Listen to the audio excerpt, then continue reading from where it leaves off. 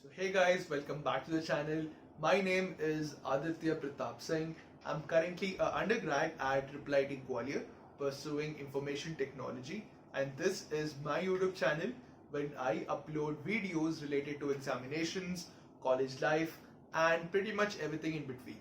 So do consider subscribing to the channel as there are gonna be new videos being uploaded soon. So today I have with me my ex-batchmate, Mr. Piyush Tripathi. He is one of the IPM students from IIM Indore. He had cleared the Ipmat 2020 examination with an All India rank of 76. So in the following interview, Piyush will be sharing his Ipmat preparation journey, and I'm very sure that this following podcast episode is going to be so insightful and helpful to all the IPMAT aspirants out there. And he's also shared some tips and strategies on how he used to crack this examination. So what I would suggest you guys is that take out a pen and a paper and let's get started.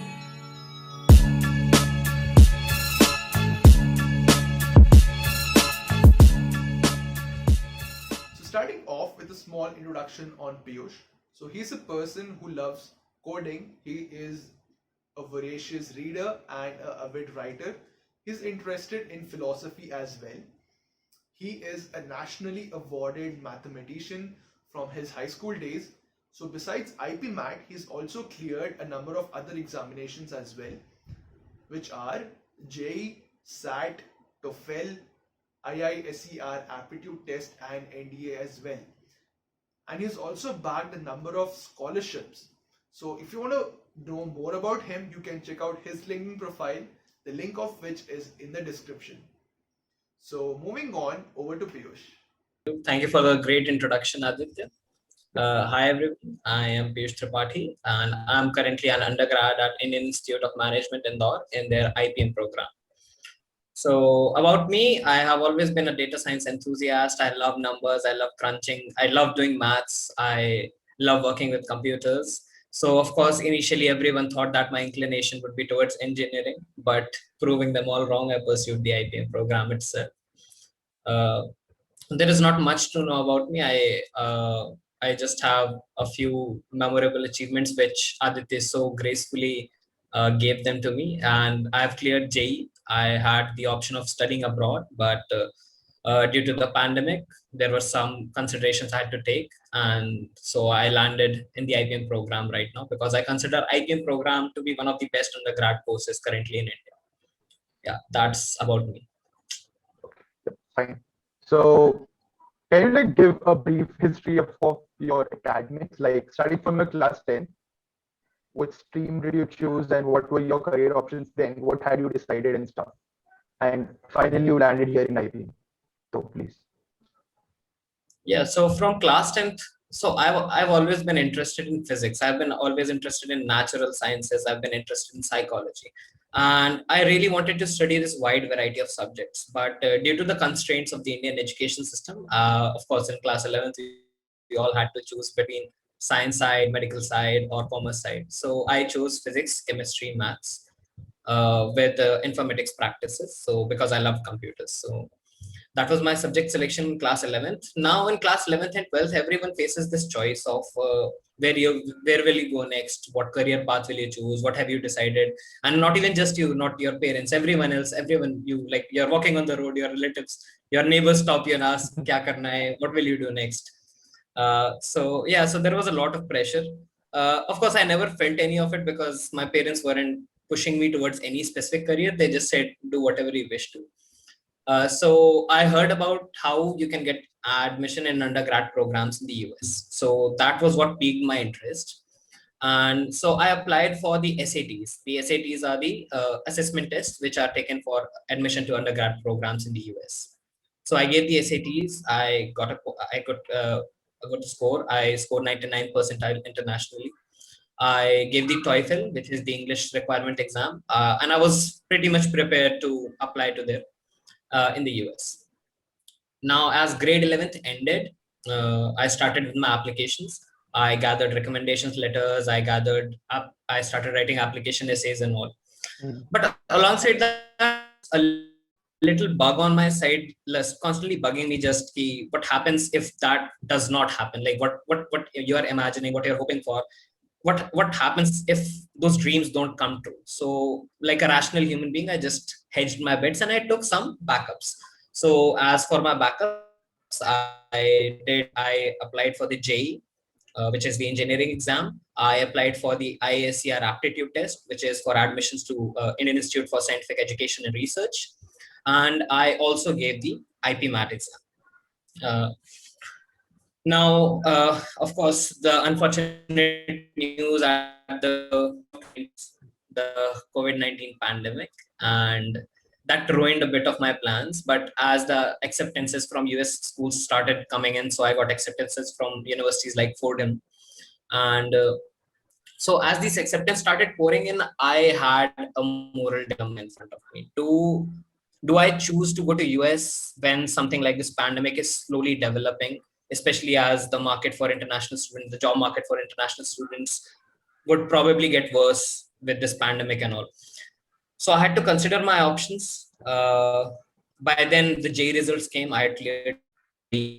So I had that option too. IISER I had converted, and IPMAT also I had converted. So I had this choice between IISERs, I had choice between engineering, I had choice for the IPM program and the US application, the US programs.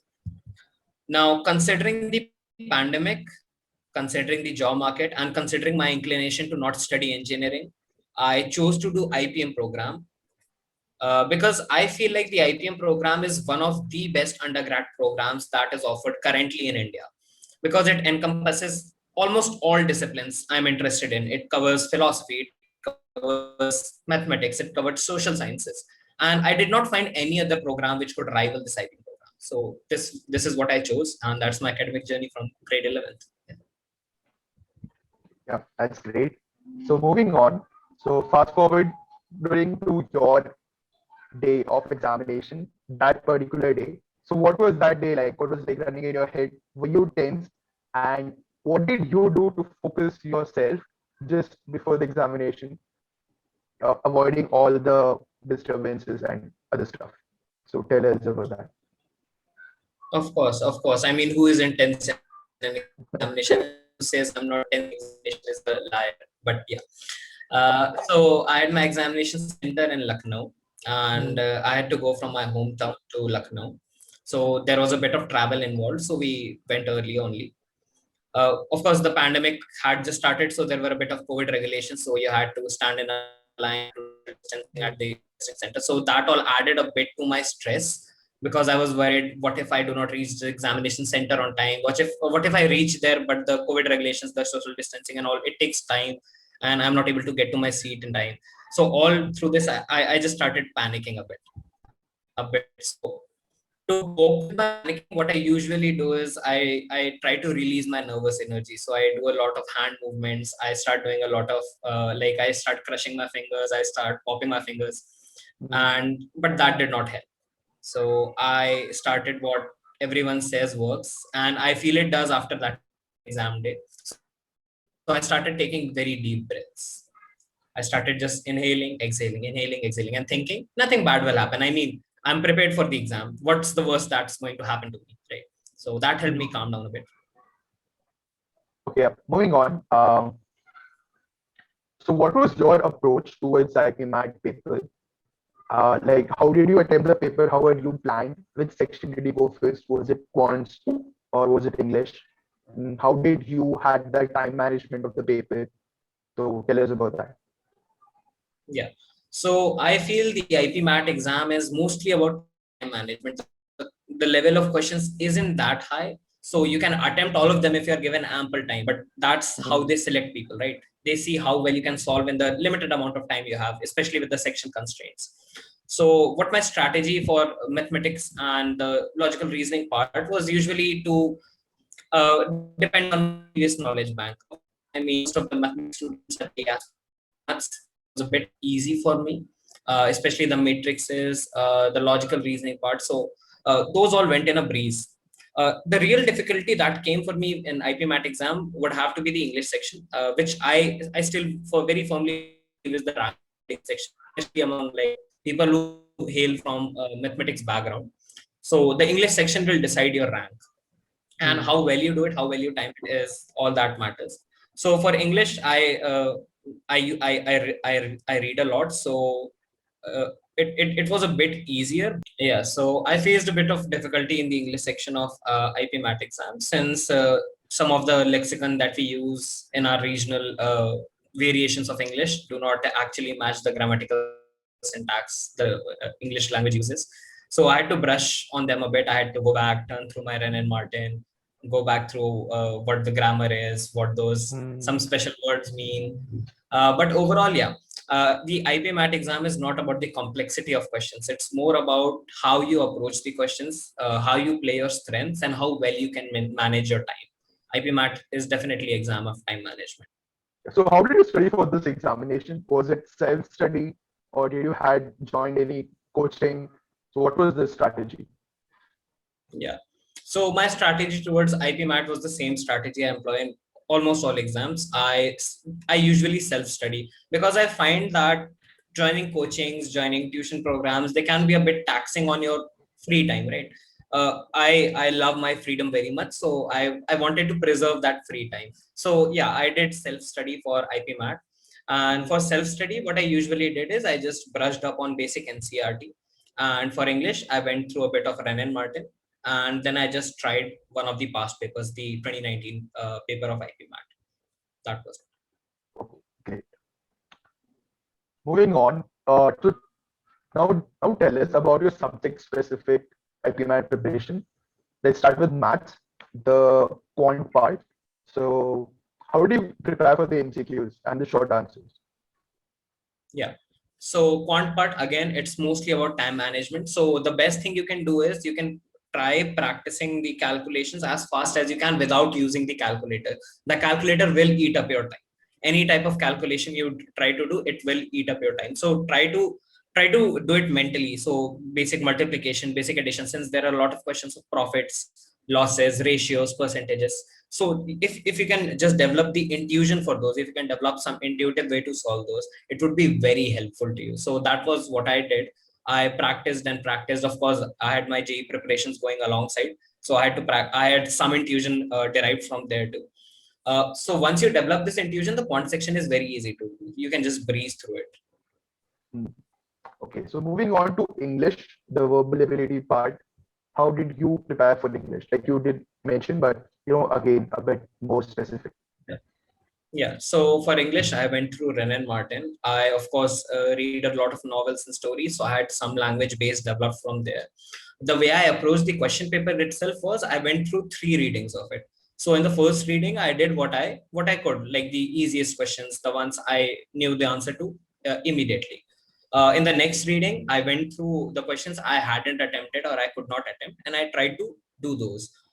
In the last reading, I just went through to check for any errors, because it is very easy to make errors in English, because a lot of words have similar meanings. A lot of sentences can be used in similar contexts. So I would recommend doing this 3-step analysis of your question paper, because if you do not check for errors, you'll end up losing a lot of marks. What would you tell to those students, like people who are preparing for IPMAT? Most of them don't prepare for JEE or any other competitive examination, which require that higher order mathematics. So it will be difficult for them coping up with the rigorous mathematics syllabus. So therefore, how did you cope up with the syllabus? And what would you suggest those students who don't actually study, have maths till their 11th and 12th? So yeah. So a lot of my friends here are from commerce backgrounds or bio backgrounds. They do not necessarily have a mathematics background, and a lot of them also did not prepare for JEE. They were preparing for IPMAT itself. So I would say it's not very tough to crack it without mathematics, but yes, it will require more effort on your part compared to like some of your friends who are preparing for JEE or something. Right. So the way to approach it would be to go through, I would say basic NCERT it's like a treasure trove of knowledge. It just never stops giving. Even in JEE, NCERT is recommended. Even in IPMAT, NCERT is recommended. So NCERT, just go through those, solve as many questions as you can.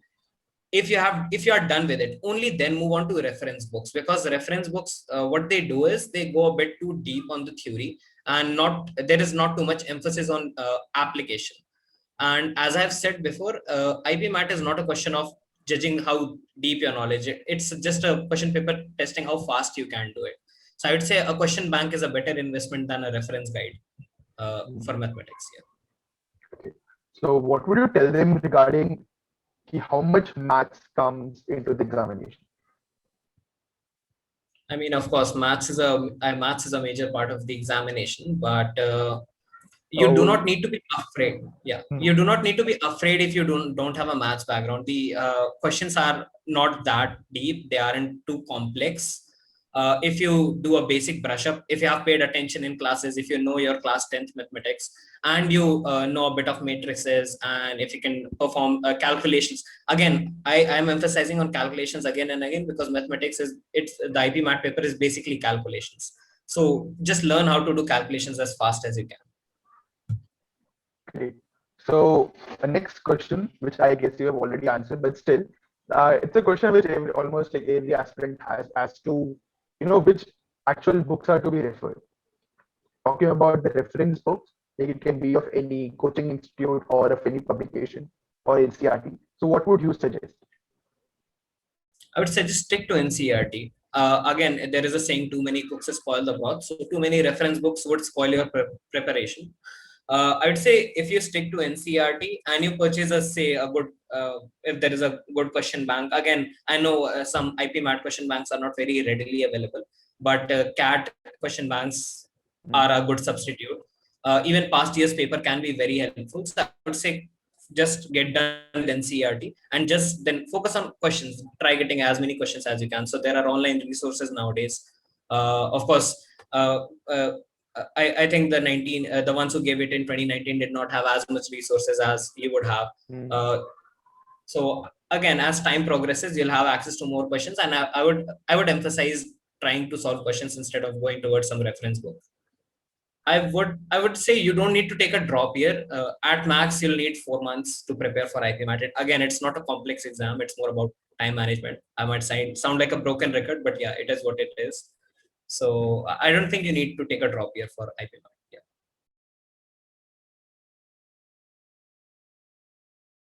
So I would say mock tests or attempting previous papers is a very important part of any examination preparation, especially for IPMAT, where you'll have to simulate the test conditions. So the way I did it was I simulated the test conditions. I attempted the 2019 question paper, and I isolated myself in a room. I did sectional timing. I had a timer beside me, and I practiced using that. So the first time I lagged behind a lot. I could not keep up with the time itself. But slowly as I progressed, I found out questions from the internet. I did not have any specific institute I followed, because again, I did not have too much idea about which institutes are catering to IPMAT, since it's a very new exam even now. And I started my preparation. I think I started my preparation around around 2 or 3 weeks. Yeah, around 3 weeks before examinations. And I read up on the pattern. The first thing I did was read up how the examination is conducted. I started seeing how well I could solve. I did a bunch of questions to improve my speed. I sat again for the same mock test, giving sufficient time to forget all the answers so that I'm not just repeating off my memory. And I did it again with the same setup, the isolated room, the sectional timing, so that the examination conditions are simulated. To analyze my answers, what I did was I noted down the time each time I finished a section, so I could understand how much time I was spending per question, and I tried to reduce that time to as low amount as I could. And so my strategy with approaching each mock, like I did the same examination 3 times. So my strategy each time was just to reduce the time, because again, the time constraint is the biggest factor in IPMAT exam. Of course, again, you might notice in my answers that I do not have too many resources to refer to. So this is a problem that a lot of IPMAT students currently face. And it's a shameless plug, but yes, a bunch of IIM Indore students have come together to try to bridge that gap, and we have started an organization called UniVoyage, which is guiding students towards proper resources, towards proper questions, towards proper guides on how to approach IPMAT exams. So I would recommend you give us a follow. We are on every platform you can imagine. You was the IPMAT 2020. I started again. Sorry. So as you said that you solved previous year question paper as well. So what according to you was the level of IPMAT 2020 paper in comparison to 2019? And what are your views, or what can you say about the IPMAT 2021 question paper which will be out? About the difficulty I would levels say and the other things. yeah, I would say the 2020 examination was a bit easier compared to 2019 examination. Especially the quant section. The quant section was a bit easier, at least for me. For the 2021 paper, I saw the paper. I think 2021 paper would be like I saw some of the mocks that other institutes have prepared for 2021, and I think the paper would be a bit more easier considering the pandemic, considering some of the changes that have been made to the paper. And of course, the 2020 paper was easier because there were changes made due to the pandemic. The number of questions reduced. So I think 2021 should expect a more regular paper. So it would increase in complexity compared to 2020, but it would be easier than 2019. At least that's my expectation. Going on. So the pandemic is your stuff. Oh yeah, no, it's fine. Okay. So the pandemic is still going on, but then you have your IPM classes going on online. So how are you enjoying your IPM life? And how is the syllabus going on? Is the schedule hectic? Uh, and then how are the professors there? And you must have spoken to a lot of seniors as well. So how do you think, how are the seniors, and how are your classmates as well? So yeah, tell us about your IPM life so far. Yeah. So initially the IPM life wasn't very much different from my home life because we were all still at home and we were still catching up with the syllabus. And it's a shame that a lot of first year undergrads did not get to go to their colleges, at least for the first semester or so. So currently I am on campus. Our third term is going to start. It has already started. So I'm spending my third term here on campus, but the first 2 terms had to be spent at home, and it was a bit confusing, right? The home life is creeping into your academic life, and it was a bit difficult to keep them separate. Syllabus coverage has been fine. Our professors are, of course, top of the class. So, of course, they have covered the syllabus very well. They have explained things very well. And I do not feel that anything has been left out. And I don't think any of my peers are also lagging behind. It's not like they're rushing through the syllabus itself. So the professors are very nice.